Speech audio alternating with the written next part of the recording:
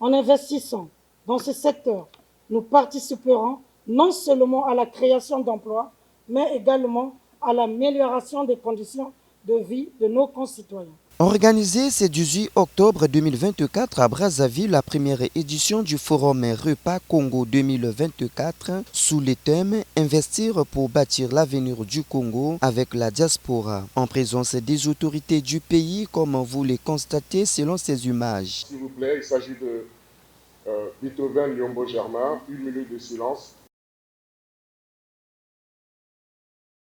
Cordial bienvenue à toutes et à tous au Forum Repas Congo 242 au nom du gouvernement de la République et à mon nom propre.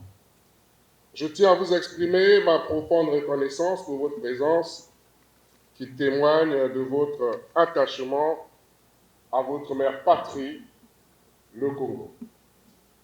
Ce forum est un événement qui symbolise l'engagement qui est le vôtre pour renforcer les liens entre les Congolais vivant à l'étranger et leur terre natale.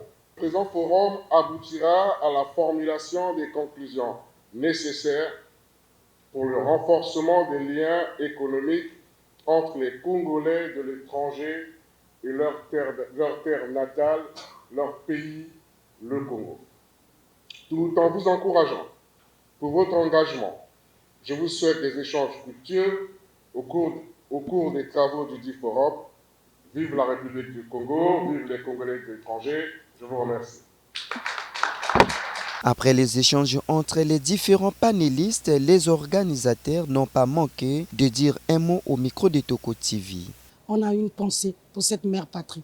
Donc voilà pourquoi nous revenons au pays pour pouvoir mettre en place de tels événements où ce n'est pas un événement pour le plaisir de le faire, mais derrière, il y a vraiment un projet, c'est-à-dire d'aborder des problématiques actuelles et d'apporter des solutions et pouvoir aussi s'appuyer sur les partenaires. C'est dans le désert que l'on peut frayer un chemin. Donc si on pense qu'on est dans le désert, comme vous dites, dans quelque chose qui ne va pas, il y a une solution. Et en chinois, la crise veut dire opportunité. Donc c'est là que nous nous plaçons.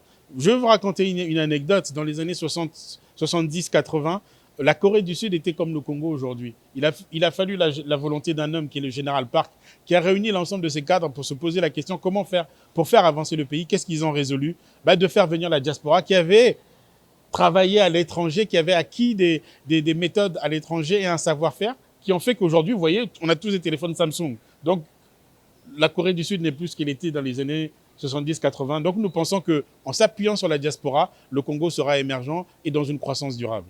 Alors moi, j'étais très fière de faire partie de ce panel qui faisait appel en fait au REPAT. J'aime redire qu'un REPAT, c'est contrairement à un expat, c'est quelqu'un qui a décidé de rentrer au pays, de rentrer en Afrique pour mettre en jeu son expérience, ce qu'il a appris ailleurs et se mettre au service du pays et de sa communauté. Si le Congo est un problème et que la diaspora est un problème, nous, en management, on dit qu'un problème est une opportunité en tenue de travail. Et nous, en tant que parlementaires, nous rappelons que nous sommes disposés, s'il y a des textes à prendre, s'il faut reformer le cadre législatif, nous sommes là pour ça. Donc nous sommes venus ici pour donner notre soutien en tant que Congolais, naturellement, mais en tant que législateur. Bref, cette première édition est une réussite totale et permet à ce que les Congolais vivant à l'étranger de venir investir dans leur propre pays d'origine. Trésor Yanda et Toko TV.